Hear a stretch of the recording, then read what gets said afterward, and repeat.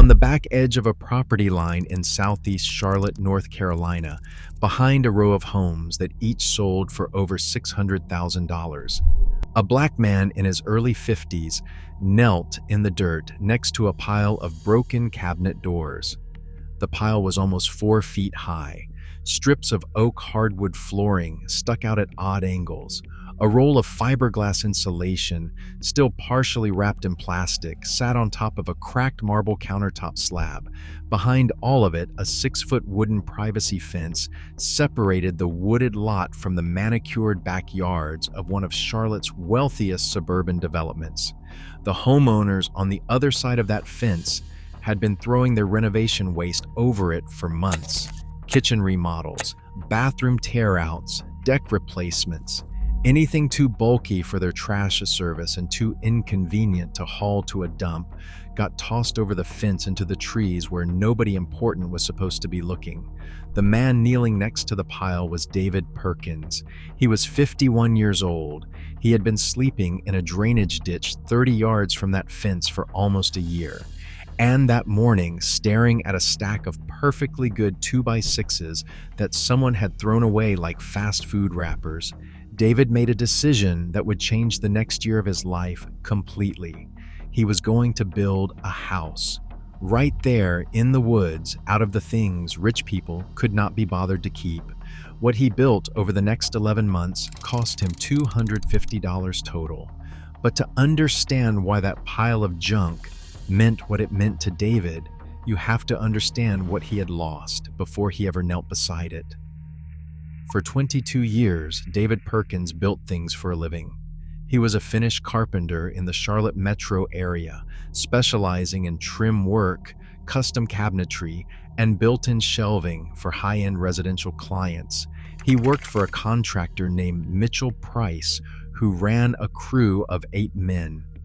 David was the one Mitchell sent to the difficult jobs, the ones where the homeowner had specific taste and zero patience. He could miter crown molding so tight you could not see the seam with a flashlight. He could hang a custom door so perfectly that it swung closed on its own weight without a sound. His hands knew wood the same way a mechanic's hands know an engine. He had a wife named Sandra. They had a small house in Mint Hill, east of Charlotte, with a fenced yard and a dog named Otis. He paid his mortgage on time. He went to church most Sundays. His life was ordinary in the best possible way.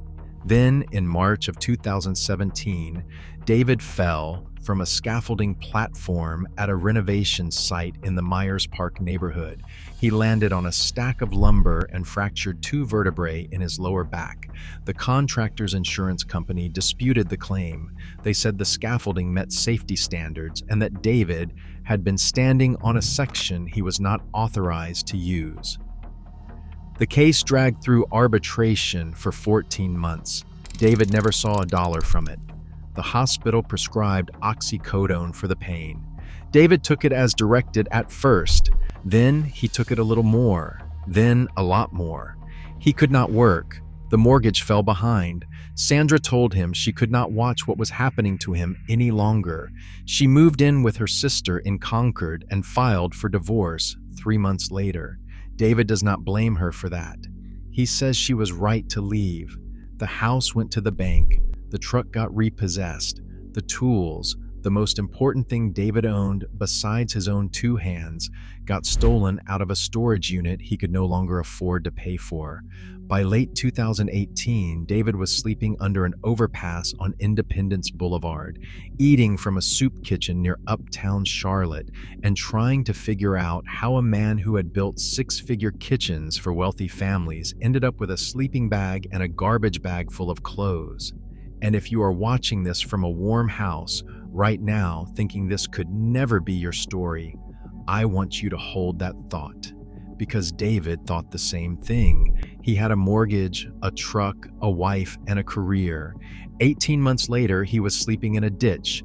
The distance between housed and unhoused in America is 1 medical bill, 1 injury, 1 insurance company that decides your claim is not worth paying. That is not a statistic. That is David's Tuesday. He tried the shelters. The men's shelter of Charlotte gave him a bed for 3 weeks. He described the experience as sleeping in a gymnasium with 100 strangers, where somebody went through his bag every single night. He lost a jacket, his identification, and a photograph of his mother that he had kept in a Ziploc bag. The shelter had a curfew that started at 7 in the evening. The only day labor he could find started at 3 in the afternoon and ran until midnight. He could not do both. He chose the work. By the spring of 2019, David had migrated to the wooded lot behind the luxury homes in southeast Charlotte. He found the drainage ditch on his second night there. It was dry, about 3 feet deep, and the tree canopy overhead blocked most of the rain. He laid a tarp across the bottom, unrolled his sleeping bag, and lived there. He learned the rhythms of the neighborhood, when the trucks came, when the crews arrived, when the homeowners left and returned. During the day, the backyards were empty, and once every week or two, someone on the other side of that fence would throw something over it. At first, it was small things: broken deck boards, strips of vinyl siding, a cracked bathroom mirror David barely noticed. Then a house 3 lots down started a full kitchen remodel. The junk coming over the fence changed overnight. Solid oak cabinet boxes with the doors still attached, lengths of copper plumbing pipe, a stack of hardwood flooring with nothing wrong with it except that the homeowner had decided to go with tile instead. David spent a full day sorting through that first big pile. He separated the lumber by dimension. He pulled every usable nail and screw. He stacked the plywood between 2 trees and covered it with a tarp. He was not sure yet what he was building. He just knew that a man who had spent 22 years working with wood was not going to watch perfectly good material rot in the dirt. The first month was foundation work. David walked 6 miles to a demolished gas station on Albemarle Road and found a stack of concrete cinder blocks sitting behind a chain-link fence. He talked to the demolition foreman and offered to help load debris into a dumpster for 4 hours.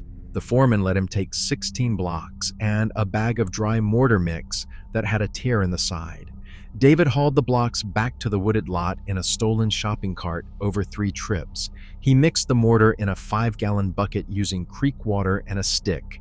He leveled the ground with a salvaged shovel, set the blocks in a rectangle, 8 feet by 12 feet, checked level with a piece of string and a rock hanging from it, and had a foundation by the end of the second week. The second month was framing.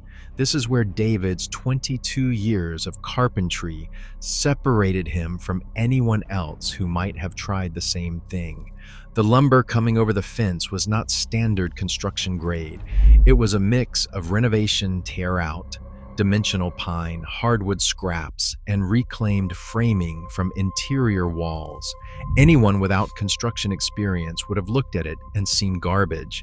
David looked at it and saw a parts inventory. He matched every piece the way a tailor matches fabric for a suit. He used the straightest pieces for the 4 corner posts. He sistered shorter 2x4s together with salvaged screws to make longer spans. He framed the walls flat on the ground, raised them by hand, and braced them with temporary diagonals cut from plywood strips. The framing took 3 weeks. When it was done, the structure looked like the skeleton of a real house because it was one. The third month was the roof and the walls. David walked to a scrapyard on Statesville Avenue, almost 9 miles from the wooded lot. He found a stack of corrugated metal roofing panels, some with surface rust, but structurally sound. The scrapyard owner wanted $80 for the lot. David talked him down to $40 and paid in cash he had earned doing day labor at a warehouse on North Tryon Street. He carried the panels back on a hand truck he borrowed from a man at the scrapyard and returned it the next morning. He laid the roofing panels with a 3-inch overlap, fastened them with self-tapping screws he pulled from a discarded HVAC unit behind a commercial plaza, and sealed the seams with roofing tar he found half-used in a dumpster behind a hardware store. The roof did not leak, not once. The walls went up next. The insulation that the homeowners had thrown over the fence, fiberglass bats still in their plastic wrapping, filled the wall cavities almost perfectly. David covered the interior walls with plywood and the exterior with a combination of salvaged siding and flattened corrugated panels. He caulked every joint with tubes of silicone he collected from the same hardware store dumpster over 3 separate trips. By the end of month 3, the structure was weather-tight. Then came the door. David found a solid core interior door, still hung in its frame, sitting in a pile of demolition debris behind a house being gutted on Providence Road. The door was birch with a satin finish. It had a functioning deadbolt lock. He carried it 2 miles back to his build site, balanced on his shoulder. He hung it in the front opening, shimming the frame with cedar shingle scraps until it sat perfectly plumb. The first time David turned that deadbolt from the inside and heard it click, he stood there in the dark for a long time without moving. He said it was the first time in almost 2 years that he felt like he was on the inside of something instead of the outside. Month 5 was water. David had been hauling 2 one-gallon jugs from a gas station on Monroe Road, 2 one-gallon jugs at a time, sometimes twice a day. He knew he needed a real system. Behind a seafood restaurant on South Boulevard, he found 2 55-gallon plastic drums that had held cooking oil. He cleaned them with dish soap and bleach water over 3 days until the oil smell was gone. He set them on a platform he built from scrap lumber next to the back wall of the house, ran a gutter along the roof edge, made from a piece of aluminum flashing bent into a channel, and connected it to the drums with garden hose sections he found coiled behind a garden center dumpster. A $2 spigot from a yard sale gave him a tap. The system held over 100 gallons of filtered rainwater. For drinking water, David built a gravity filter using a 5-gallon bucket, a layer of clean sand, a layer of activated charcoal he made by burning hardwood scraps in a sealed can, and a cotton cloth at the bottom. He boiled every drop of drinking water on a propane camp stove he bought at a thrift store for $8. The total water system cost was $10. The system held enough clean water for drinking, cooking, and a daily sponge bath. David said the first morning he washed his face with water from his own rainwater tank, standing inside his own walls with his own door locked behind him. Felt like the first morning of a completely different life. Think about what you just watched. A man with no money, no tools, and no address built a foundation from demolished gas station cinder blocks for free. He framed walls from renovation scraps that rich people threw over a fence. He roofed with scrapyard metal panels for $40. He insulated with fiberglass bats someone tossed in the woods, still in the plastic. He built a 100-gallon rainwater collection system from restaurant oil drums and a $2 yard sale spigot. He filters his own drinking water through sand and charcoal he made himself. Total cost so far was less than $60. And every single system he built, the shelter, the waterproofing, the insulation, the water, those are the same systems used by thousands of people living in vehicles and tents across this country right now who figured them out the hard way, alone in the cold, one bad night at a time. I spent 14 months documenting these systems, not just David's. I talked to vehicle dwellers in 5 cities. I sat with a Marine veteran named Ray who spent 14 months in a cargo van and built every one of these systems from scratch. The cold layering, the stealth parking rotation, the free food timing, the power chain. I compiled it into a 65-page field manual called the Veteran's Blueprint. Every system, every measurement, every dollar amount, every mistake that cost someone a night of sleep, written down so it does not cost you one. Link is in the description, but stay with me because what David did next with a cracked solar panel is the part of this build that changes everything. Month 7 was power. A homeowner 3 houses down from the fence line replaced a rooftop solar panel system and left the old panels in the alley for bulk pickup. One panel had a cracked glass face, but the cells underneath still worked. David knocked on the door of the house and offered to do a full day of yard work in exchange for the damaged panel. The homeowner agreed. A retired auto mechanic named Roy Whitmore, who lived in a mobile home park off Idlewild Road, had heard about David's project through a woman at the Salvation Army. Roy showed up one Saturday morning with a 12-volt charge controller, a deep cycle marine battery he had pulled from a junked boat, and a roll of 14-gauge wire. He wired David's house in 4 hours. LED strip lights along the ceiling, a phone charging station, a small fan for summer ventilation. Roy would not take any money. He said he just wanted to see the wiring work. The community that formed around David's build started small and grew quietly. A woman named Charlotte Vines, who volunteered at a food bank on Central Avenue, started bringing David bags of non-perishable groceries every Thursday.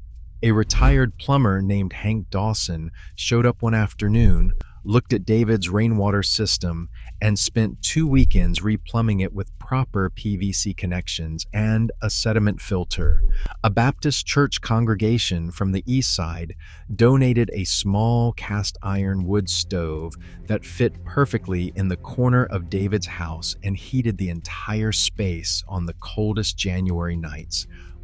One of the church members, a woman in her 70s named Diane, brought David a set of kitchen towels with sunflowers embroidered on the edges.